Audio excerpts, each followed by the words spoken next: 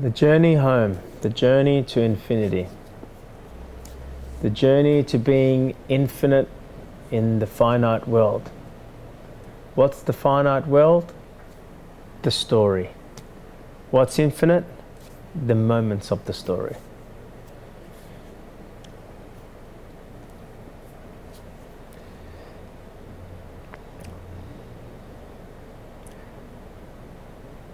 I'm going to use a metaphor to describe to you the different depths or levels that you drop into, that you connect, that you go through, whatever word you want to use, along your path of truth.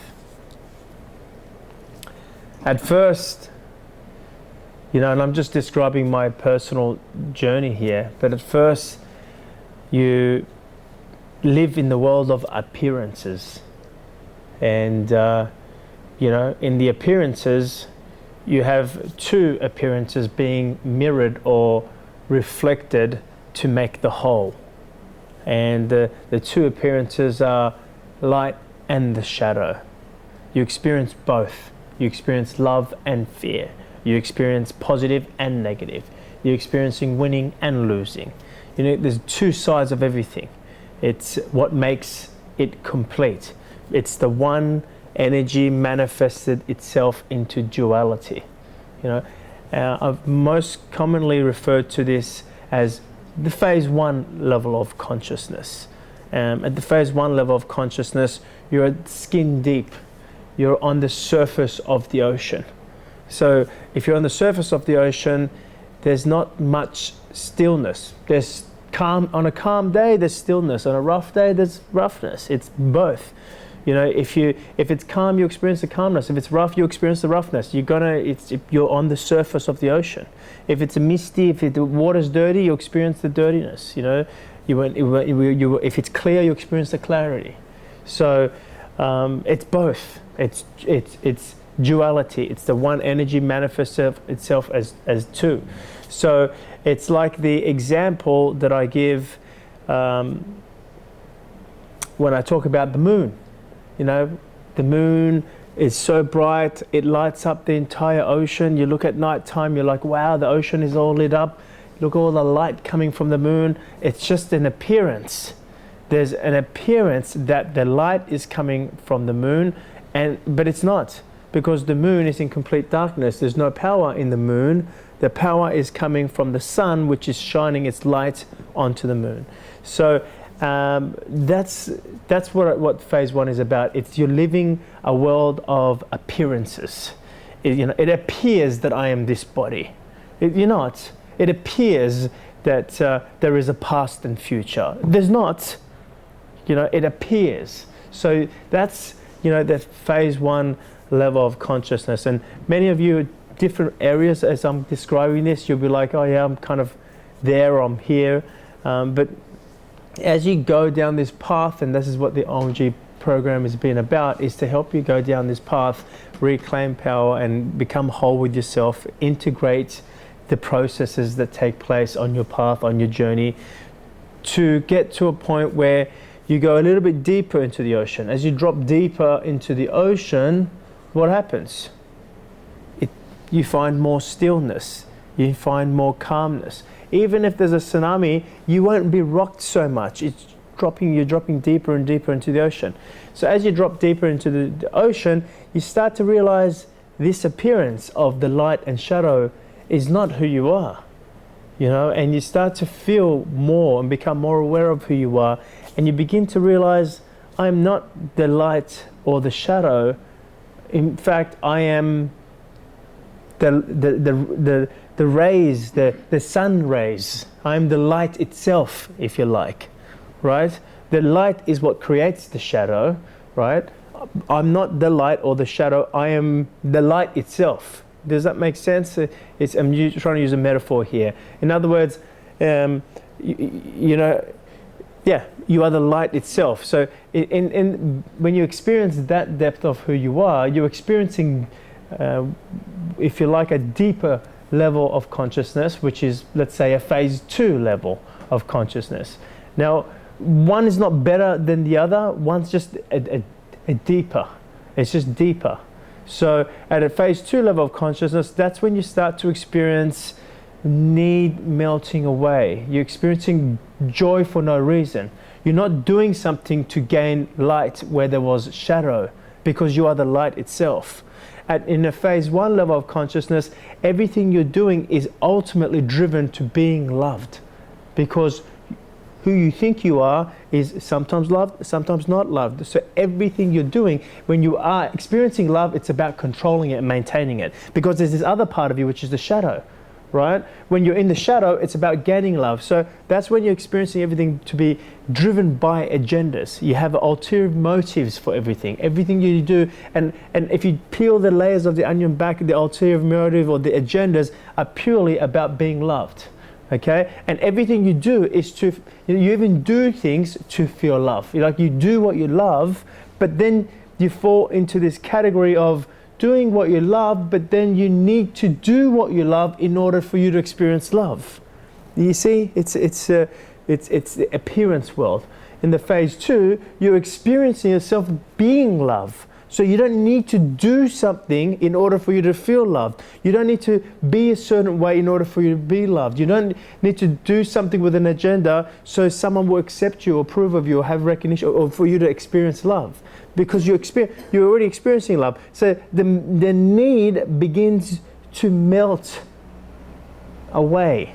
So, there's been times in my life where, I've shared where there was a specific moment I remember when I was first starting to speak, and I started speaking for a couple of years, and there was a point I got to, and I remember sitting in just north of Bondi Beach, remember exactly where I was, where I was just sitting there doing my normal pondering, being present, having a pondering and reflecting on truth and who I am. And as I'm sitting there, I just suddenly felt no need to speak.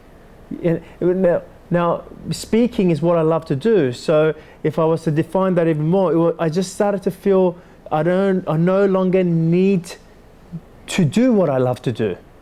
Can you see? And I was just like, oh, what's going on here? Like, you're meant to do what you love to do. This is what I'm doing. I'm talking to people about doing it. If I don't do what I love to do, then what would I do? You see, there's a part of me still going, well, you need to do something in order for you to experience what you love. You see? So, and at first it was a what I like to call an alien feeling, because it wasn't something I was familiar with, because I knew what I love to do. If there's no more need to do what I love to do, then what would I do? And would I still experience love? But the funny thing is, as I started to consider this reflection that I was having, I started to realize I'm feeling love even without me doing that, doing the speaking. So at first I started to get confused, and I started thinking, oh my God, am I not going to be speaking anymore? Because I was well on my path of following whatever feels true. When I first wanted to speak, I wasn't a speaker. I wasn't a speaker. You've heard the story, and I'll talk more about it this afternoon. But now I've found what I love to do. I didn't want to stop what I would love to do, right? But I didn't feel the need to do it. So it was a really weird feeling. So I just sat there and go, well, I'm just not going to do it right now because I just don't feel to do it. And as I stopped feeling, this is really complicated to describe. It's not so complicated. As I started to, consider not speaking, I started to feel more and more light and started to feel more and more love, the love that I would feel when I was doing what I love to do, which was speaking. So as I started to sit back and just reflect for about 3 weeks, 4 weeks, I decided, well, I'm not going to speak. I'm just going to sit here right now, and I'm not even going to do anything because I don't feel the need to do anything. So I just sat, and then 3 or 4 weeks later, the feeling came to go and speak, right? And you probably think, well, what the hell was that about? The feeling now came without agenda. You see, before the feeling arises, right, and you place the agenda on the feeling. You're like, well, this is what I love to do. This is how I'm going to maintain love. This is how I'm going to, sustain my love. Because as long as I'm doing what I love to do, then I feel love, right? And then you're like, well, I want to make money from what I love to do. It's not complete.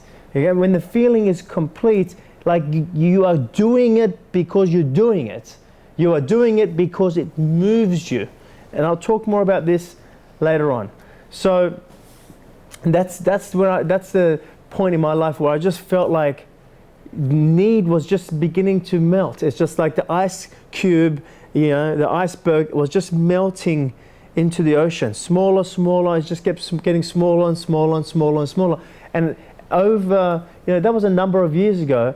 Over the last 3 years, probably that was about 3 years ago, three and a half years ago. It's just this sense of need to do something.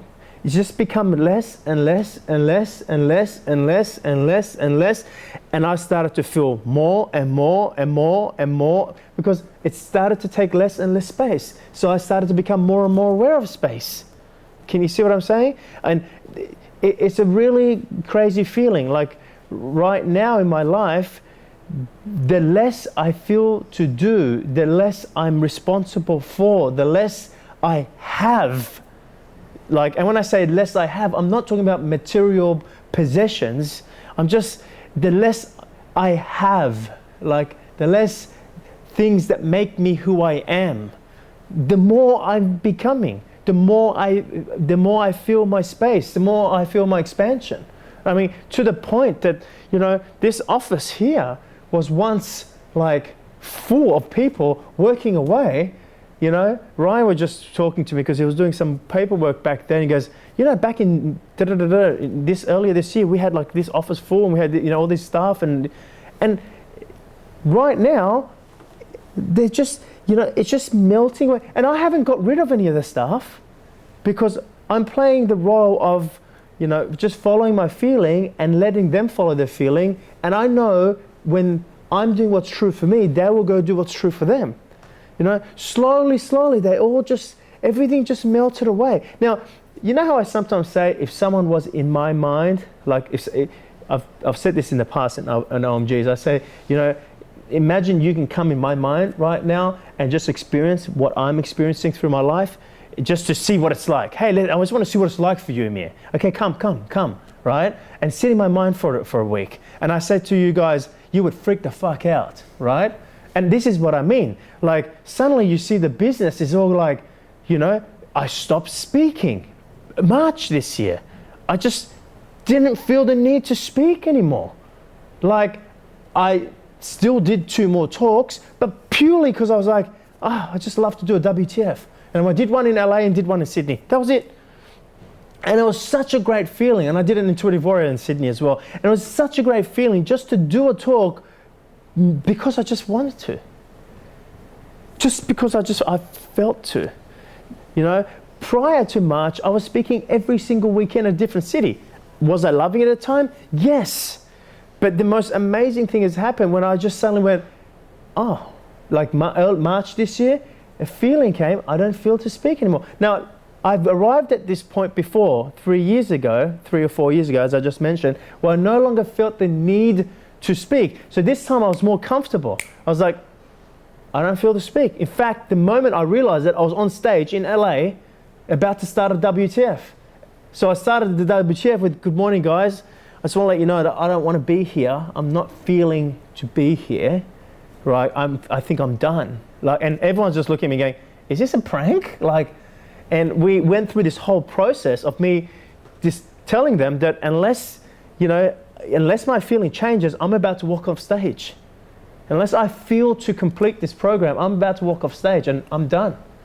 And long story short, people expressed and they opened and some people got, what the hell, and this whole process came out, which ended up being one of the most powerful WTFs I've ever done, because at first people thought I was joking.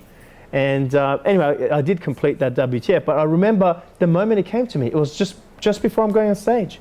And after that, I was like, Jamie, team, I'm not doing any more talking. So that's what I mean by I have less. That I have to do less. Suddenly there's no one sitting in this office. Now, this is what I mean by you would freak out. If you're in my body, right, with the same amount of space of consciousness that you may have, right, depends on what your space is. But if your space is limited and you come in here, you'll be freaking out. You'll be like, oh my God, is the business falling apart? Oh my God, what should I be doing? Oh my God, what's going to happen with the money? What's going to happen? All these, you will be freaking out, right? But because there's no power in the story is doing what it's doing slowly. Since March, I've been doing less. Since March, more of the team have been leaving.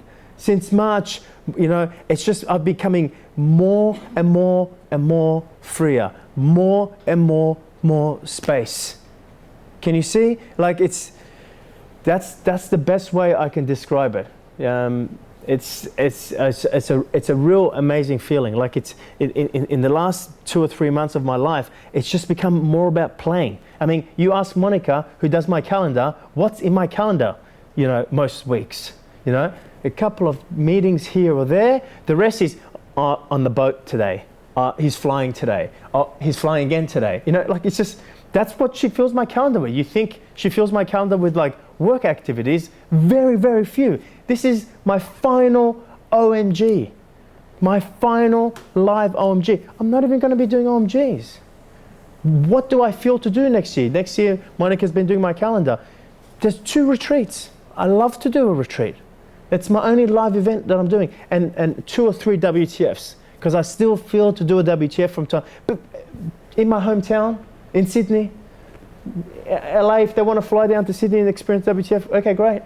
If they don't, that's fine. I can't tell you the sense of freedom that you feel when need melts away. I'm trying to describe to you what it feels when you're experiencing yourself no longer having the light reflected or not reflected.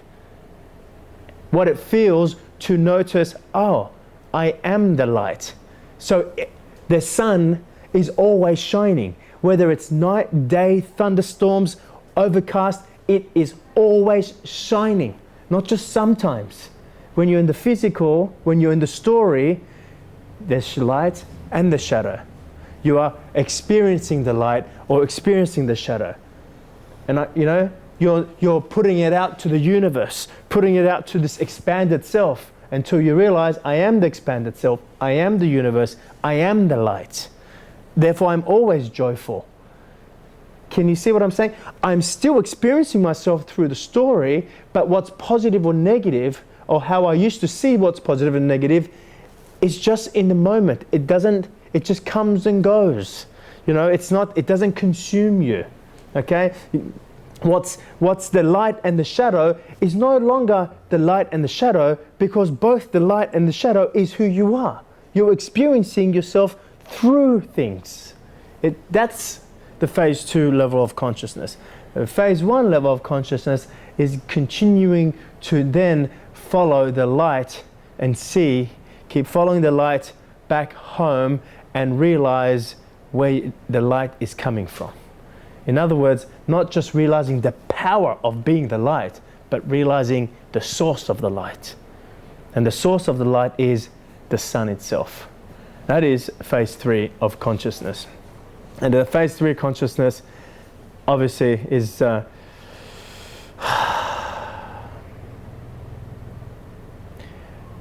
that's it.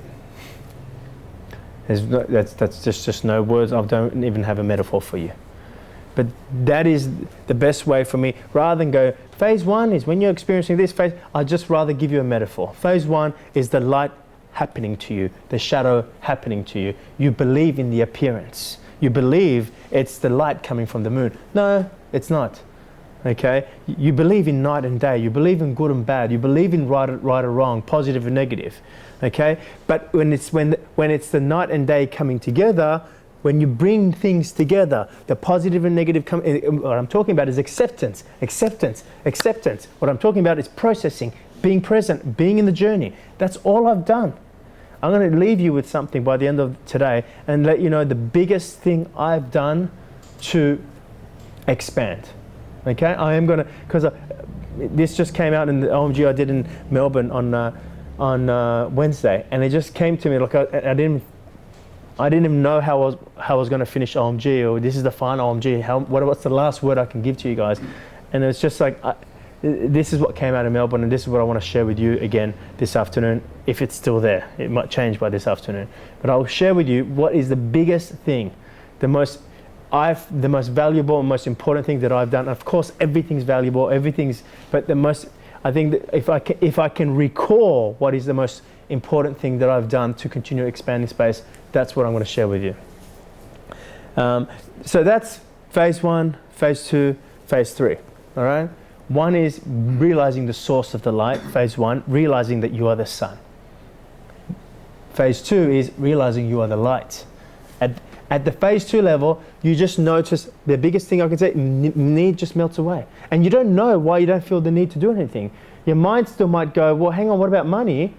But like I said, by that stage, it's like the barking dog.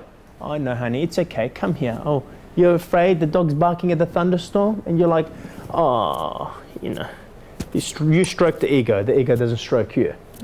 The ego stroking you is like, wah, wah, wah, and you're like, oh my God. It's like, oh, I understand it. Little dog's scared of the thunderstorm. But you're not scared of the thunderstorm. You think it's magnificent. Wow.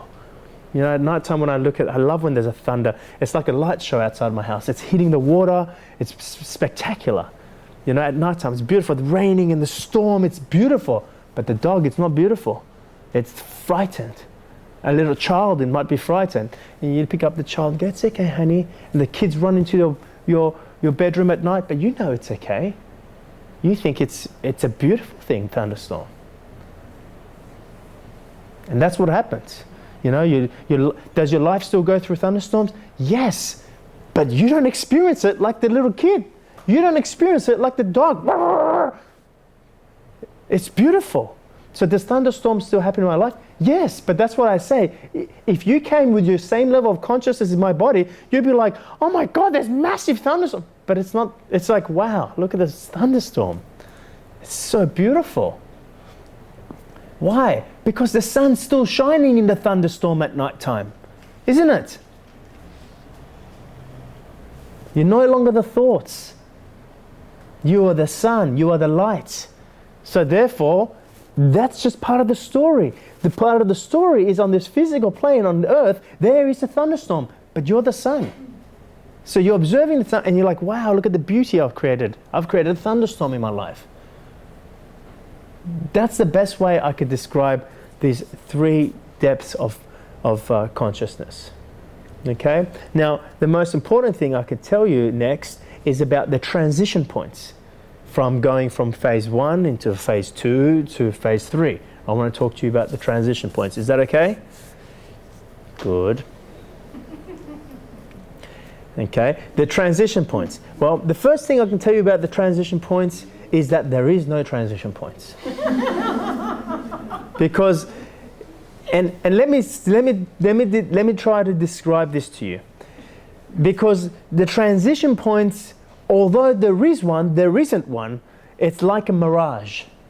If you've ever seen a mirage in a desert or somewhere, like maybe you've seen someone watching a mirage in a desert in a movie or something. If you've ever seen a mirage, the mirage is showing that there's something coming up in the horizon on your path. There is water coming up ahead. There's a river, but it's just a mirage.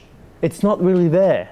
Okay, so you're walking towards a mirage and going, there is definitely a transition point. I can feel phase 2. I can feel in your reflection. Suddenly, what used to be positive is no longer positive. What used to be negative is no longer negative. What used to cause you to cause reactions is no longer causing you reactions. What used to cause suffering. So you can feel the transition point coming because you're experiencing your life differently. Suddenly, you're starting to feel more and more expanded. Suddenly, you're starting to feel more and more love. You're like, I don't know why I feel different. I don't know why I feel more. So you can feel the transition point coming. Can you see what I'm saying? But it's a mirage. You will never notice yourself the moment you cross the transition point. But you will notice that you have crossed. In other words, you will notice that you suddenly wake up and suddenly, this is how I've noticed, I manifest a story that will normally cause me to react. And the story will come into my role in my life and play a story. And because I have transcended, that's the word. Thank you, Nana. Because I have transcended, right? I no longer notice that I'm having a reaction to this. Can you see what I'm saying? So then the story kind of, me as my expanded self, I up the story a little bit, and then the story sticking around, and then I just started to notice this dog going woof, woof, woof, and I'm like, oh, what's this about? But it's a dog. I'm not barking at the dog. I'm not reacting at the dog barking at me. But in that moment, I realized, oh, I used to react to this. And that's when I noticed I have transcended. So I have gone through the transition points, but the transition point is just an appearance. There is no line saying that this is phase 1, this is phase 2. This is phase 2, this is there's no line, but you can see by feeling, you can feel the change happening in you. You can feel you're about to transcend, right?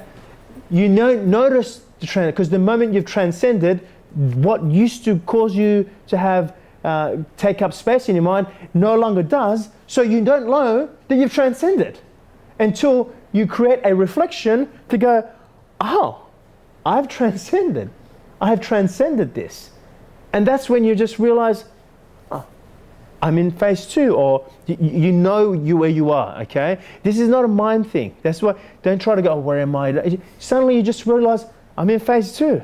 Like, and you just know that your life has just completely changed. Who you are has changed. Your realization of who you are has changed. How you respond, how you move, your ability, your will, everything's just changed.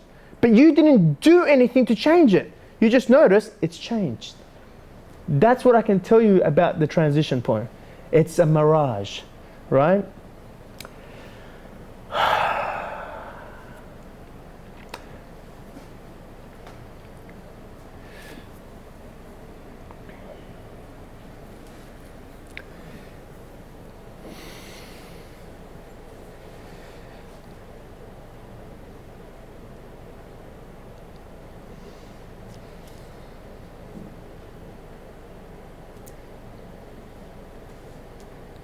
The transition point.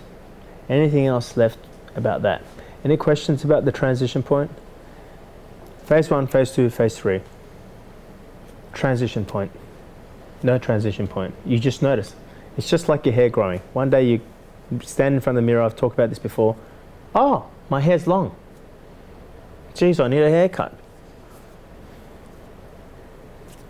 That's what it's like. Before you know it, I'm living this way. There is one more thing. It just went. Let's see if it's coming back. One more thing with the transition.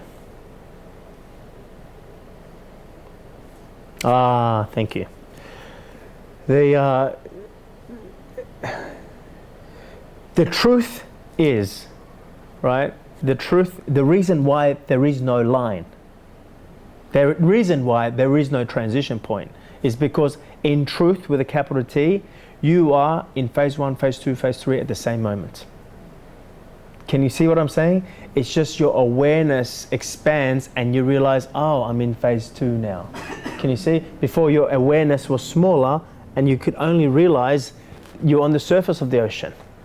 And someone's talking about being at the floor bed of the ocean where it doesn't make a difference for you in your life, whether there's a tsunami or there's complete stillness at the surface. There's this rough weather going on, but at the bottom, deep down the bottom, it's complete calmness, right? So the truth is you are in all phases. That's why there is no line. Does that make sense? So I just wanted to get you to realize that as well. And by the way, how deep does it go? Infinitely deep. Infinitely. There's a point where you feel like you've arrived because all you're experiencing is the moment. So you don't longer feel like you need to be somewhere else to arrive. But the depth of that moment just keeps going deeper and deeper and deeper and deeper and deeper and keeps going deeper. My realizations or the space that I continue to feel gets more expanded, more expanded, more expanded. I mean, it's infinite. It just keeps going. That's why sometimes people say, well, you'll never arrive, right? In the story, you'll never arrive. In the moment, you have arrived. But the moment keeps getting bigger and bigger and bigger and bigger. You keep going deeper and deeper and deeper. I'm just going deeper and deeper and deeper. But I feel like I already am there, so therefore I'm not trying to be anywhere. But I do notice I'm still falling deeper. I'm still feeling more and more space. It just, can you see? That's the best way to describe it, right? Again, if you go back to what I just described in the journey and not the destination, it's the same thing. You just you do not care for how much bigger it gets. You do not, because you're feeling in so much joy, and you're in the moments. You're not thinking about, well, where's this going? You do not care. I was speaking to my sister the other day, and she's like, well, it's really funny. Like, you just really have become smaller and smaller and smaller. I remember my sister. She has this thing with me. I remember we used to live in the same apartment, and I gave her my apartment, which used to be on level 10, and I moved down to level 2, and she goes, looks like you're moving down in life, Amir, because I moved down to level 2 and she moved to level 10. And I said, yeah, I moved down in life, but I am living larger because I moved to a 3-bedroom from the 2-bedroom. And that's what it feels like right now. And Gaz goes, you're really undoing everything that you have been doing up to this point. And I'm like, yeah, and I feel so free. And it's not feeling free from doing something that I was doing out of resistance, because I wasn't. I'm loving what I'm doing, right? And it's not like I'm stopping doing it. I'm still doing what I'm doing, but it's just like it's transformed in a way where I'm no longer, like in the story, managing a team. I got one guy, Ryan, he manages himself, money can manage it himself. Jamie no consultants can work in the office anymore. Jamie's in his home office at the moment. And he says to me, I need to make more space. I go, why? He goes, I need to upgrade my office. I said, why? What's happened? Because he's got a 2-bedroom home. It's nice. You've got a home office. I said, what's wrong with your office? He goes, it's got an air conditioning. He goes, I was sweating this morning. So, in the story, the smaller, in the story, it seems like it's getting smaller, but smaller in what I'm responsible for, or smaller in what I have to do. Can you get what I'm saying? It's not like, but if someone was in the story or watching the story, oh my God, is he like going out of business, or is his team left him? Is it like, can you see? That's why I say, if you came in my mind and looked through your own eyes, not mine, but through your own eyes, according to how much space you have, you'll be like, what's happening here? Nothing. It's transcending. Does that make sense? Okay. So that's the transition point.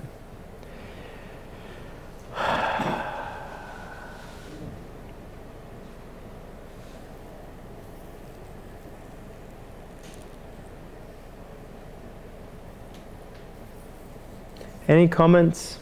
Any questions? Microphone, please. Did you turn it on, Money? Lucky I saw you not turn it on. You would have given Ali a heart attack with the editing. The dog barking, I presume, is the ego. That's right, yes. Can you elaborate on that a little bit? So the ego's still there, but you're not, in your analogy, you're just kind of... You're the master. Yeah, you're the master. Instead of the ego being the master, it's still there, but you're just kind of laughing at it.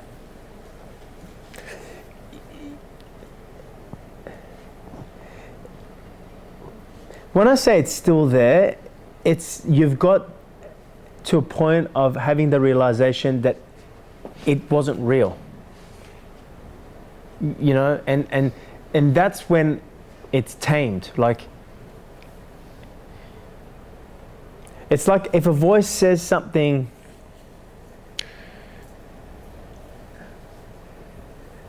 if my voice in here, it's not even my voice, but if a voice in here says, I can't do something that I feel to do, like it rarely happens, but if it does, it's almost straight away you're like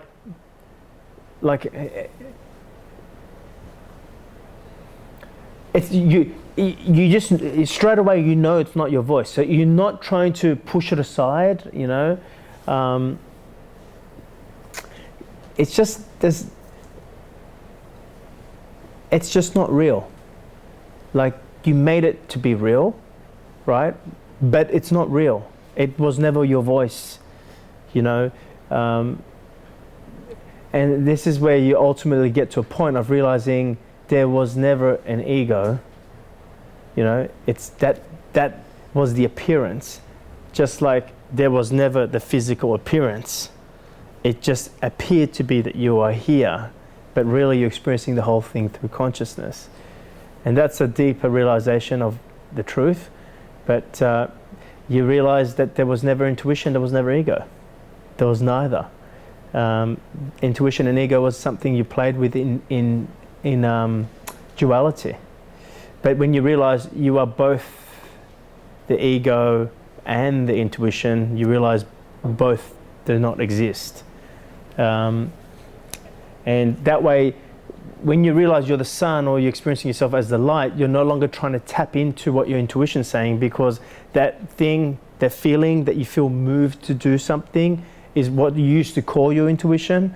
But now you're not checking in with your intuition, you are that feeling. Do you understand? So it's the same thing with the ego. It's like you just get to a point, you just like, taming the ego is, you know, you've tamed the ego when you realized that there is no ego. That's how the ego got tamed. So if I ever have a voice that comes in,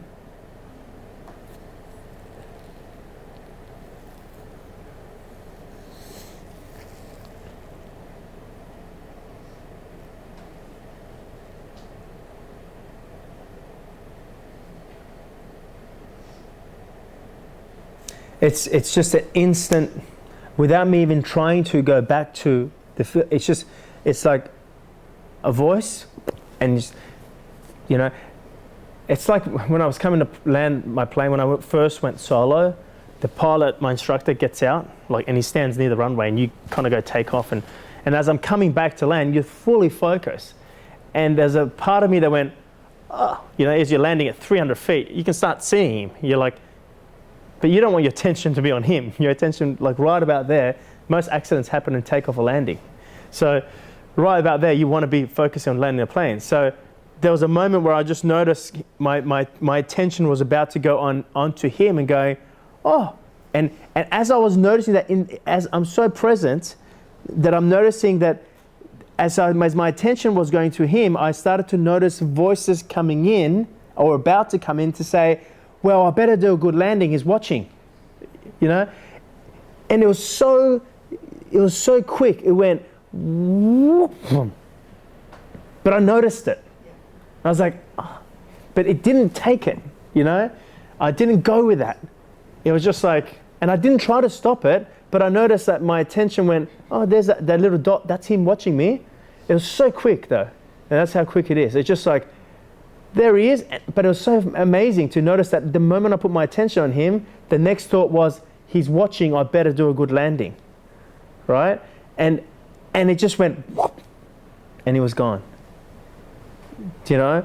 So, or, you know, knowing the fact that most accidents happen in landings, for example, you know, if that voice ever came, it's just like, you know, it's gone.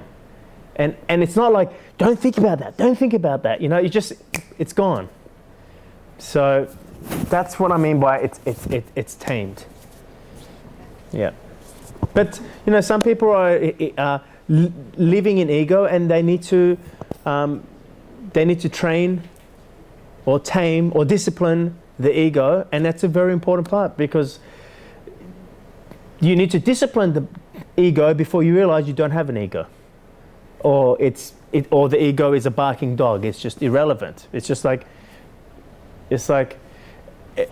like me wanting to walk down the stairs, or you wanting to walk down the stairs after you finished here, and then some little kid goes, no, you can't walk down there. You can't walk down there.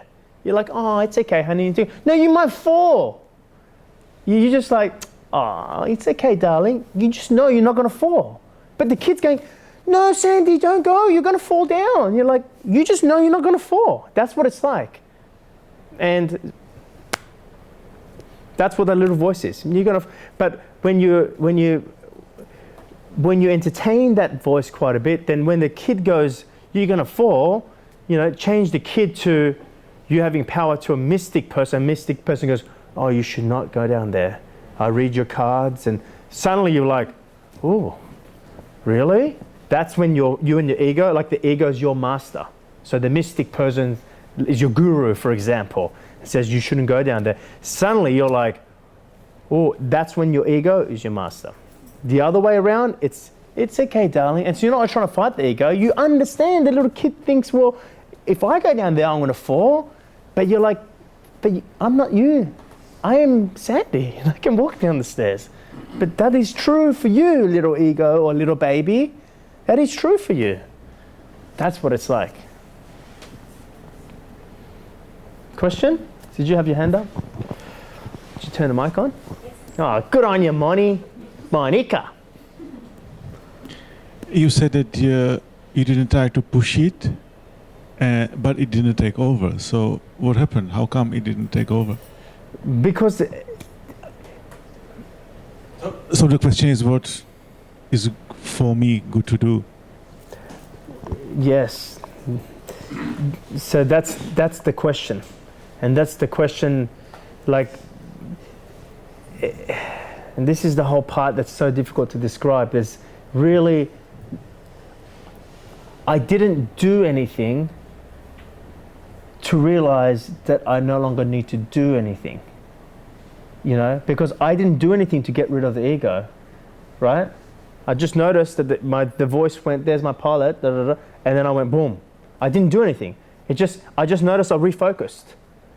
It's like when the plane's on autopilot, if the wind pushes the wing, like the big gust of wind comes, it's going to push it this way, right? But then, because the autopilot's back on, it just goes... And that's one of the things I realize when I'm flying the plane. Like I'm doing this. Every wind, because it's windy sometimes, those light planes get thrown around. I'm trying to correct everything. And my instructor was like, relax, it corrects itself. Obviously if you push it too much, you need to overcompensate and correct it and whatever. But it's like, just watch, let go of the steering wheel. Just if you've got it in trim, and trim is like, let's say it's autopilot if you like, it just goes like, and then it kind of just finds itself back. And that's what it's like. It's just find yourself back. So I didn't do anything to come back to this appointment.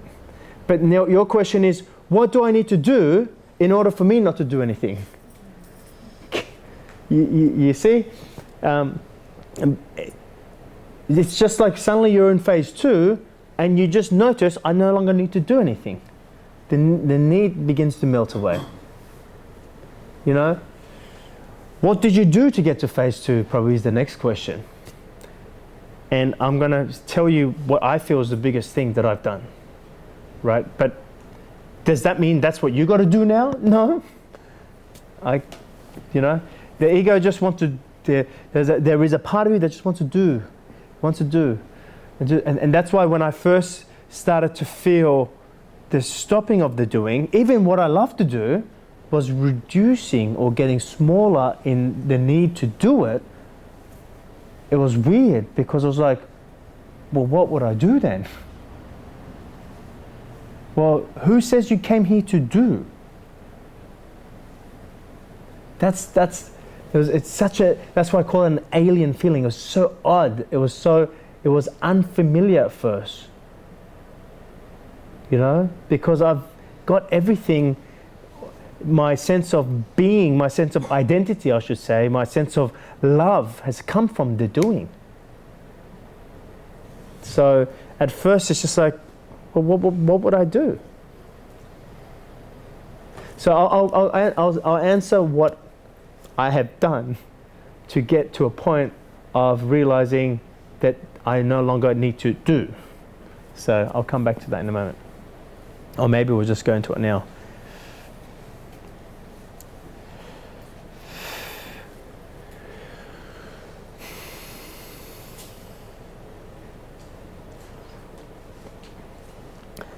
So that pretty much wraps up truth,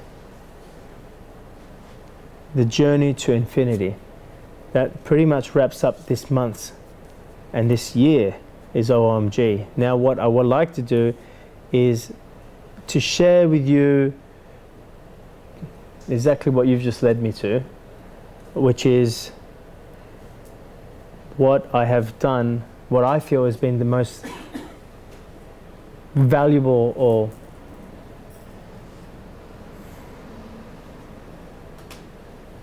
and it's not even, and as I'm trying to put words into this, that's not even right. It's not the most valuable or the most important thing I've done. As I'm using those words, it's just like that, it doesn't match, it's not fitting, because it's not really the most valuable, it's not the most fitting. But if you ask me, what do I remember as the thing that I have done maybe the most, or that's still in my being that I have done, this is what I would answer.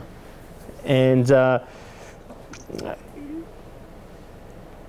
when I first started this path, I looked at all the things I need to do in order for me to follow the unknown, you know, to take the path towards the unknown, which means infinity, because infinite is unknown. It's not known, because the moment it's known, it's form, it's physical. It means taking the path to the formless, which is taking the path to energy. So at first I looked at all the things I needed to do. So the first thing I thought I needed to do was meditate. So I started to meditate. I went to meditation camps and retreats, and I remember going to a 10-day silent retreat, and after day 4 I was done.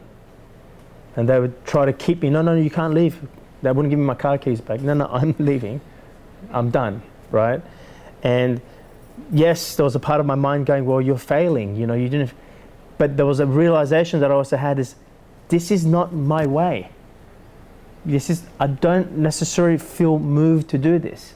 Then my mind might kick in and go, and I would observe this throughout the whole meditation. Well, maybe you're just doing that because you're not you're resisting the process, and you know.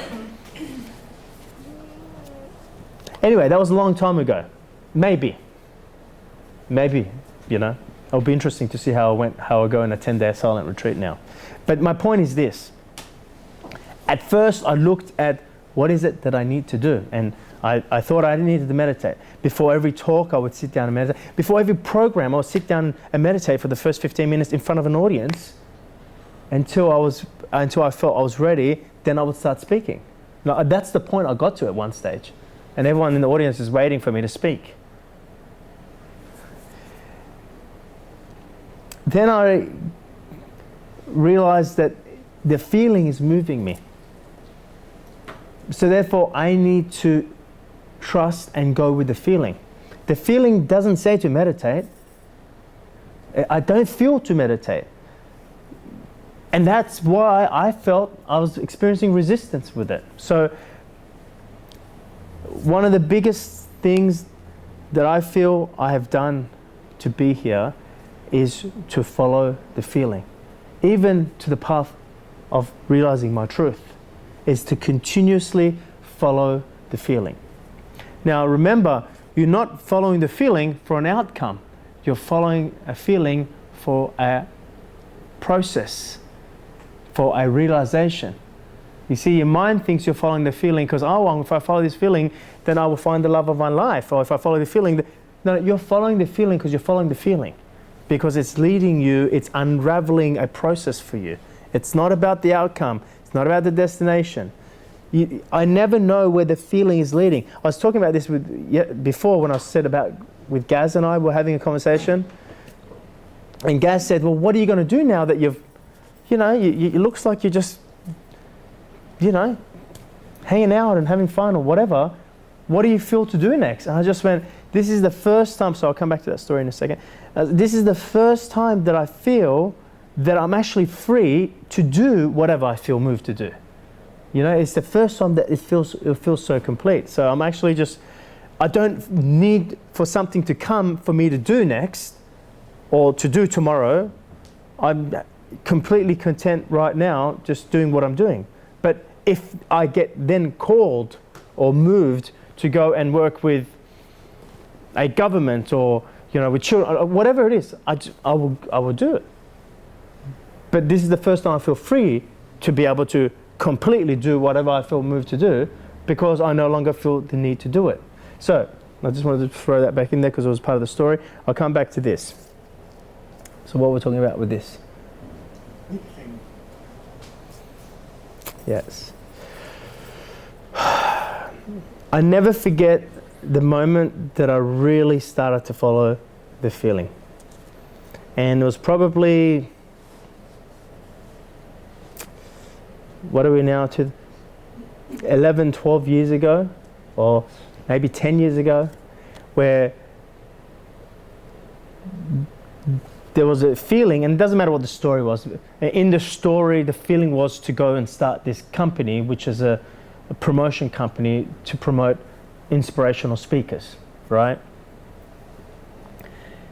And in the story, I had also been on the verge of bankruptcy because I had failed in my last 2 businesses. And in the story, I didn't have money or the knowledge to do this, but the feeling was so strong. It was thumping. And the only reason I followed the feeling wasn't because, like back then, I didn't even know you had to follow the feeling. It wasn't, oh, you got to follow the feeling. But it was so strong that I felt that if I wasn't to follow this feeling, I would be dying. I would be dying slowly. It felt like I was strangling myself to death. So that's how I actually started to follow the feeling. And this following the feeling, I feel has opened up more doors for me than anything else.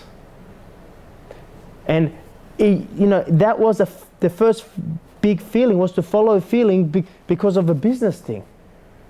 Now it wasn't, I didn't even want to go into business anymore because I had, in my story, I had failed 2 businesses. So it wasn't even something that I felt I loved to do, but it was something that I must do. I must go and do this. I had to do it. I had no choice. I had to, because if I didn't do it, I would be dead. That's what it felt like to me. So I did. And that's when I experienced what most people call miracles. Miracles are just moments that you are in the moment. It's just like how that unfolded was just amazing. So that then started me on this trend of following what I called back then my intuition, my feeling. And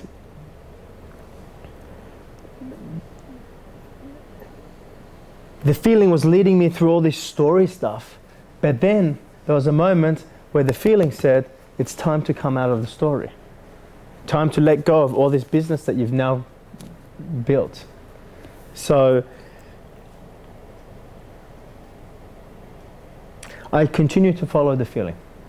I won't make a big story or long story about it, but that's the biggest thing that has impacted me, is to follow the feeling.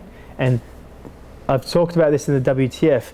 The feeling of what feels true for you is always, yes, it's taking you through these different stories or these different processes, which is the second biggest thing that I feel that has impacted me, is having my process.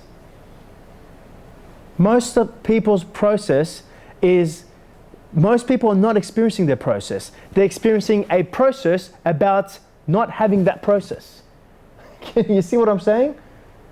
Because they're like, I'm sitting with it. No, you're sitting with the resistance of it. You're not sitting with it. You're not actually feeling what's showing up. And I've had some really strong processes, where it was such a reaction that, and I did something completely out of reaction, thinking, oh, that's what feels true, but it was just so, masked. I thought I was following this feeling, but I would mask this reaction going, oh, that's my feeling. I've experienced that many times. But the two biggest things that I've done, and I've continued to do, is it wasn't... The two biggest things that I've done for myself personally, where I've experienced the willingness to live this, was to keep following the feeling. That is what keep making more space. It wasn't a meditation. It wasn't a tool. It wasn't a modality. It wasn't my mother. My mother supported me. Probably my mother played a large role. But to be able to grasp what my mum is saying, that I couldn't have grasped what she's saying unless I had the willingness to follow what felt true for me. So this is the biggest thing, the most important thing that I felt, and again, important doesn't sound right, but this is the thing that I have done that has made the most space in my life. Okay?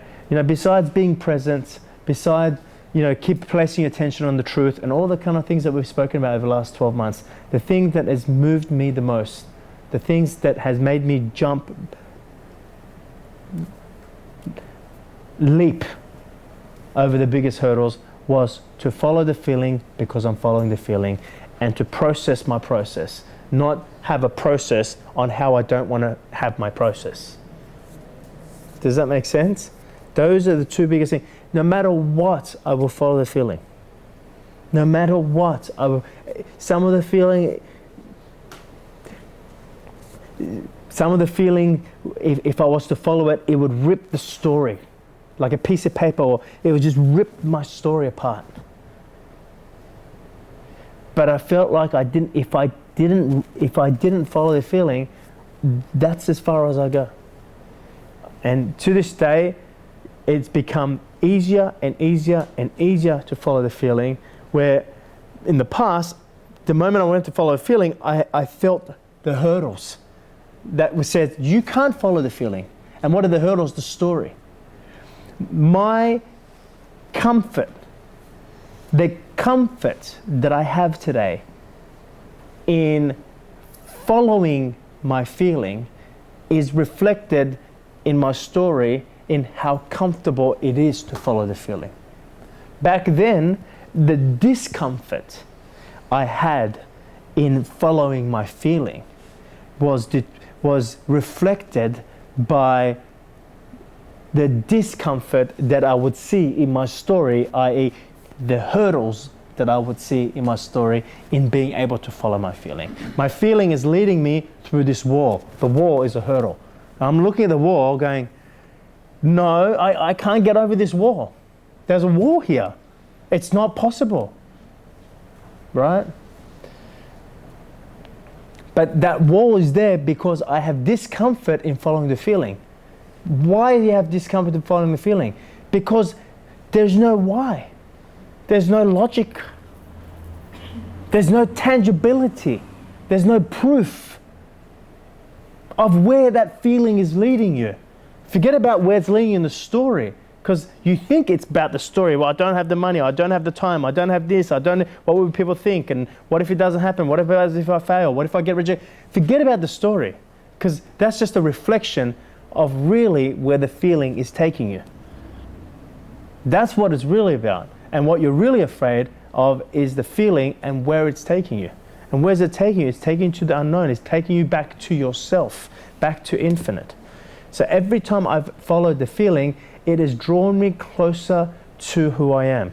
And therefore, when the feeling arises, it feels like there's space. The moment I follow the feeling, the space comes into my life. That is the greatest thing I've done. And then if I had to have a process in following the feeling, or if I had a process generally in my life, I would I would allow myself to experience it. I wouldn't try to disguise it. I wouldn't try to hide it. I wouldn't try to put it under the rug. I wouldn't try to fix it, improve it, or change it, or get rid of it. I would process it. And I wouldn't have a process about processing it. Those are the two things I have done. It wasn't meditation. It wasn't, whatever other things that you think you need to do to be enlightened. It was just follow the feeling, man. Follow it. And don't be too quick to label or judge where it's going. You think it's going to an outcome. No, it's going through a process. It's taking you through a journey. You haven't arrived. Just follow the journey. That is the biggest thing that I've done and continue to do every single day. And when I see and when I find someone who follows the feeling, I've got their back. Because I know how tough, how difficult, and how frightening it is to follow the feeling. For the mind, anyway. Because once you follow the feeling, you're like, why didn't I do that before? I feel lighter, I feel more space.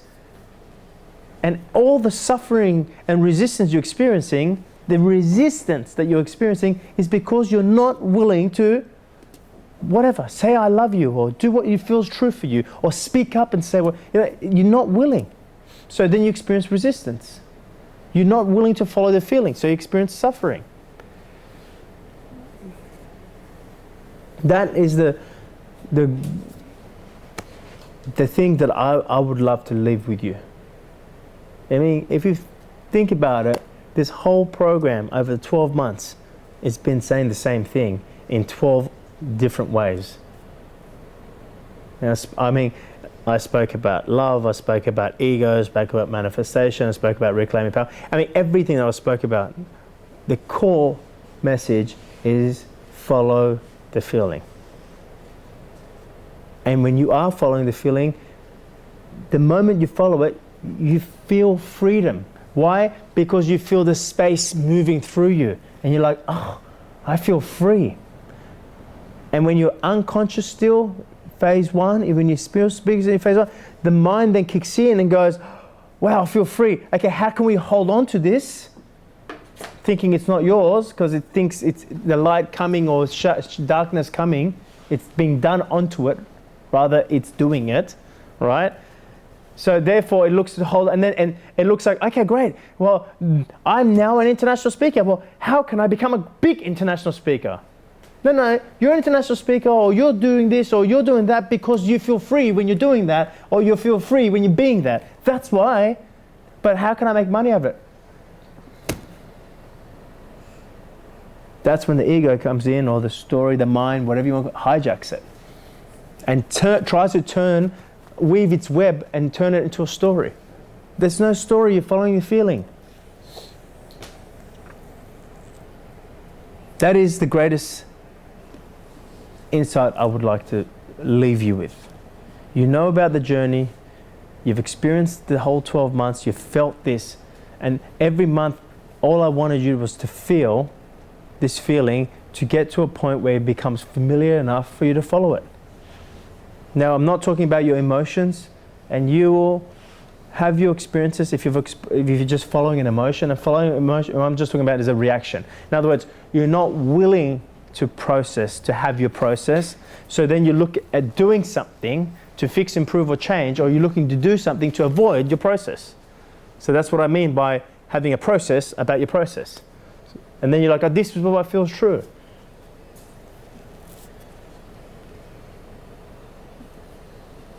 Bless you.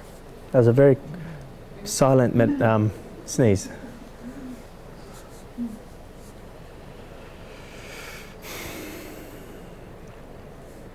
Questions, comments?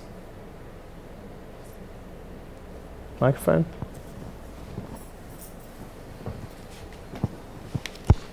It's not something I'm experiencing now, but I know there's been points in my life where I've wanted to follow the feeling, and I don't know if you can remember a time when that was the case for you, where you wanted to follow the feeling, but there was nothing there. There was that resistance you're talking about. What do you mean there was nothing there? It felt like there was nothing to follow. Well, you are following the feeling. Yeah. That's when you are following the feeling. When there's nothing to follow. Do you know? Smell the roses, mate. That's all you got to do. Yeah. You smell the roses. I'm walking around, smell. But then you're looking at, well, I should be doing something. So then you're looking for a feeling that will let you do something. Like, that is following the feeling. If the feeling is not moving anywhere, it's time to smell the roses a bit more. And then suddenly you realize there's no need to, like, don't make following the feeling a need to follow the feeling. You see what I'm saying?